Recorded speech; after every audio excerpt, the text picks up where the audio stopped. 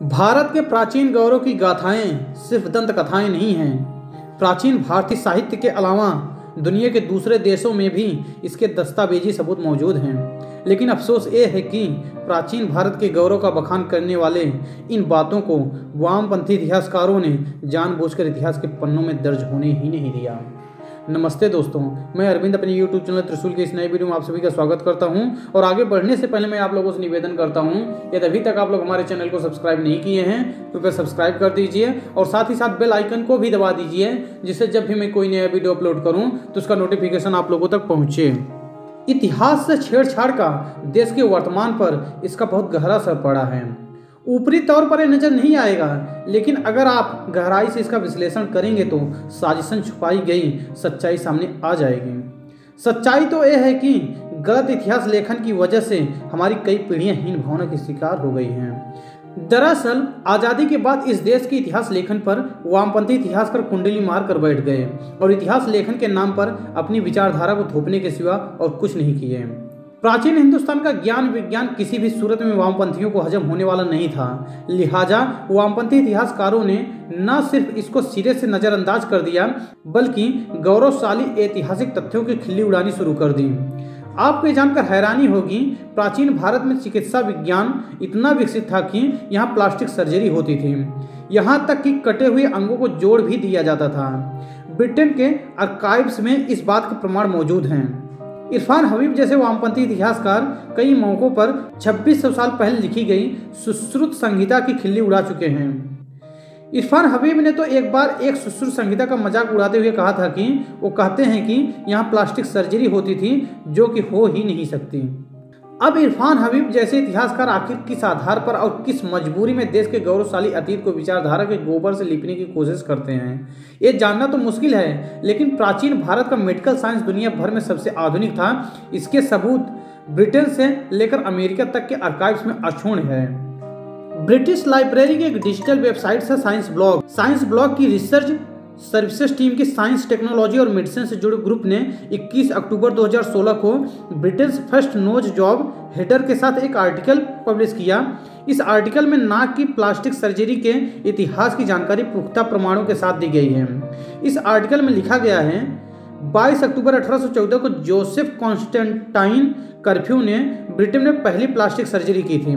इस सर्जरी में उन्होंने एक आर्मी ऑफिसर की नाक का रिकंस्ट्रक्शन किया था। ये ऑपरेशन कुल 15 मिनट चला, जिसमें किसी एनेस्थीसिया का इस्तेमाल नहीं किया गया।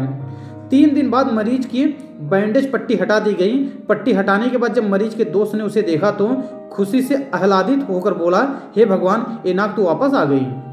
उम्मीद है कि भारत में प्लास्टिक सर्जरी के प्राचीन इतिहास का मजाक उड़ाने वाले वामपंथी इतिहासकार ब्रिटिश लाइब्रेरी के साइंस ब्लॉग में छपे इस लेख को सही मानेंगे, क्योंकि फिरंगियों के दावों पर उन्हें खुद से भी ज़्यादा भरोसा रहता है। इस लेख के हिसाब से ब्रिटेन में पहली प्लास्टिक सर्जरी 22 अक्टूबर 1814 को हुई थी।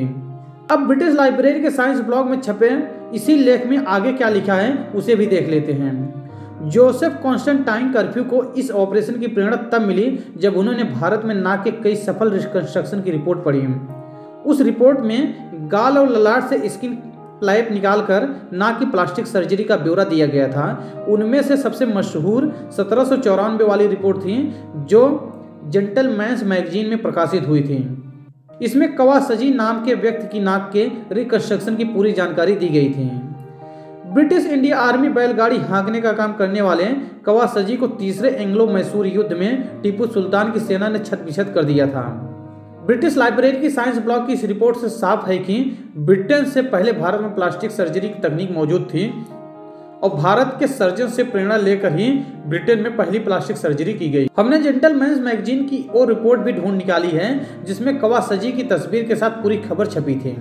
वामपंथी इतिहासकारों का असली चेहरा तब और उजागर हो जाएगा जब आप ये जानेंगे कि प्राचीन हिंदुस्तान की गौरवशाली गाथाओं पर उन्होंने गुनाह की हद तक जाकर पर्दा डाला है। ऐसा नहीं है कि प्राचीन भारत में प्लास्टिक सर्जरी के जो दस्तावेज ब्रिटिश आर्काइव्स में मौजूद है उसकी जानकारी इन इतिहासकारों को नहीं है, लेकिन भारत का गौरवगान उन्हें फूटी आंख भी नहीं सुहाता है। इसलिए उन पर साजिश का पर्दा डालने के लिए वो पूरी रणनीति के साथ उन कामयाबियों को गल्प बताकर मजाक बनाते हैं, ताकि बुद्धिजीवी उस ओर से ध्यान हटा लें और सच्चाई दबी रहे। भारत के महान गांधीवादी विचारक, इतिहासकार और दार्शनिक धर्मपाल ने काफी मेहनत करके ब्रिटेन के आर्काइव से प्राचीन भारत की वैज्ञानिक उपलब्धियों से जुड़े दस्तावेज निकाले थे। इतिहासकार धर्मपाल उसके बाद तमाम वामपंथी इतिहासकारों से बताते रहे कि हमारे पास ये दस्तावेज मौजूद हैं और इसे भारत के इतिहास की किताबों में शामिल किया जाए, लेकिन वामपंथी इतिहासकार ने उनकी बात नहीं सुनी। यह बेहद शर्मनाक है कि प्राचीन भारत के विकसित मेडिकल साइंस का इतिहास भारत के हिस्ट्री बुक से नदारद है, लेकिन दुनिया भर की किताबों में, आर्काइव्स में उन्हें सहेज कर रखा गया है। हाल ही में कोलंबिया विश्वविद्यालय के इरविंग चिकित्सा केंद्र के सर्जरी विभाग ने हिस्ट्री ऑफ मेडिसिन में नाम से एक लेख लिखा है। इस लेख के साथ एक तस्वीर लगाई गई है जिस पर साफ साफ लिखा है कि 600 साल ईसा पूर्व भारत के सर्जन नाक का रिकंस्ट्रक्शन और स्किन ग्राफ्टिंग का काम करते थे। इस लेख में क्या लिखा है उसे भी देख लेते हैं। भारत में प्राचीन काल में प्लास्टिक सर्जरी की जाती थी। सुश्रुत ने चिकित्सा और शल्य चिकित्सा की दुनिया की पहली पुस्तक लिखी थी। उसमें 3 प्रकार की स्किन ग्राफ्टिंग और नाक को फिर से बनाने की विधि का भी वर्णन है। आज प्लास्टिक सर्जरी की जो तकनीकें प्रयोग की जाती हैं, आश्चर्यजनक रूप से वे सभी सुश्रुत संहिता में वर्णित हैं। मतलब है कि वामपंथी इतिहासकारों को प्राचीन भारत की जो बातें हास्यास्पद और मिथक लगती हैं, वो दुनिया भर के विद्वानों के लिए प्रेरणा का स्रोत रही हैं। अफसोस ये है कि वामपंथी इतिहासकारों की लिखी किताबें पढ़कर हम भी यही मान बैठे हैं कि प्राचीन भारत की वैज्ञानिक उपलब्धियां दंत कथाओं और गल्प से ज़्यादा कुछ नहीं है। विज्ञान और तकनीक तो यूरोप की देन है। इस तरह का इतिहास पढ़कर अपने भीतर हम एक हीन भावना भी विकसित कर चुके हैं।